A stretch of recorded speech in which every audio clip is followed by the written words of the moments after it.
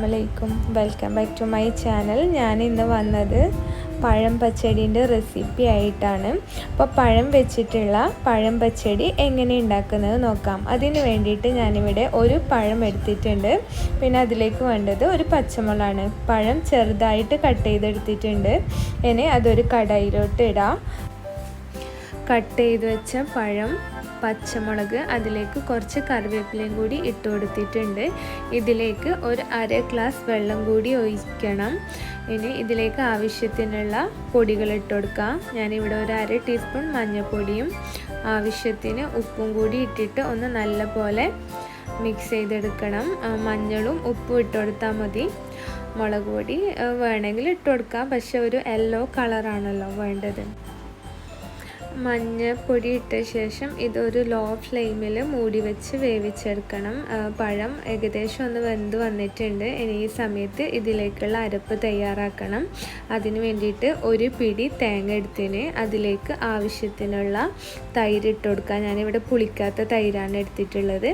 അതിലേക്ക് ഒരു അര ടീസ്പൂൺ മഞ്ഞൾപ്പൊടിയും കൂടി ഇട്ട് കൊടുക്കുന്നുണ്ട്. ഇതിലേക്ക് ഒരു അര ടീസ്പൂൺ ജീരകവും കൂടി ഇട്ട് കൊടുക്കുന്നുണ്ട്. ഇനി ഈ സമയത്ത് ഞാനൊരു പച്ചമുളക് ആഡ് ചെയ്തിരുന്നു.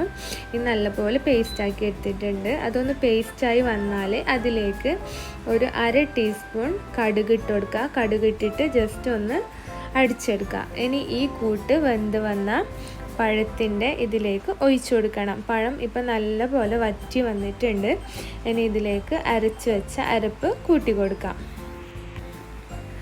ഈ സമയത്ത് കളറ് കുറച്ച് കുറവായിട്ട് തോന്നും, പക്ഷെ ഒന്ന് തിളച്ച് വരുമ്പോൾ അതിൽ നല്ലൊരു യെല്ലോ കളർ വരും. ഇപ്പോൾ കണ്ടില്ല, നല്ല യെല്ലോ കളർ തന്നെ കിട്ടിയിട്ടുണ്ട്. ഇനി ഇതിലേക്ക് ലാസ്റ്റ് കുറച്ചും കൂടി തൈര് ഇട്ട് കൊടുക്കുന്നുണ്ട്. ആ മിക്സിയിൽ തന്നെ കുറച്ചും കൂടി തൈര് ഇട്ടിട്ട് ഒന്ന് നല്ലപോലെ മിക്സ് ചെയ്തെടുത്തിട്ട് ഇതിലേക്ക് ഒഴിച്ചു കൊടുത്തിട്ടുണ്ട്. എന്നിട്ട് ഒന്ന് നല്ലപോലെ മിക്സ് ചെയ്തെടുക്കാം. അപ്പോൾ നിങ്ങൾക്ക് തൈര് ആവശ്യത്തിനനുസരിച്ച് ഇട്ട് കൊടുക്കാം.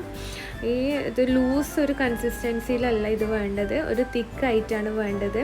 ചോറിൻ്റെ കൂടെ ഒരു സൈഡ് ഡിഷായിട്ടാണ് പച്ചടി ഉണ്ടാവല്.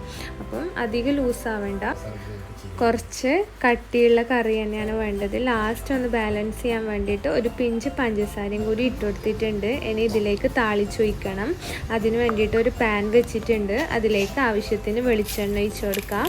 അതിലേക്ക് ഒരു അര ടീസ്പൂൺ കടുക് ഇട്ട് കൊടുക്കുക. കടുക് ഒന്ന് പൊട്ടി വരുമ്പോൾ അതിലേക്ക് കറിവേപ്പിലയും വറ്റൽമുളകും കൂടി ഇട്ട് കൊടുക്കുക. അതിന് പഴം പച്ചടിയിലോട്ട് ഇട്ട് കൊടുക്കാം.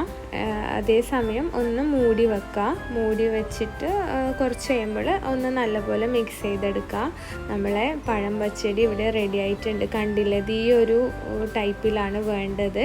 അപ്പം വളരെ പെട്ടെന്ന് തന്നെ പഴം വെച്ചിട്ട് ചെയ്യാൻ പറ്റുന്ന ഒരു പച്ചടിയാണിത്. നല്ല ടേസ്റ്റാണ്. ഇപ്പോൾ ഇതെല്ലാവരും ഉണ്ടാക്കി ഫീഡ്ബാക്ക് പറയാൻ മറക്കല്ലേ.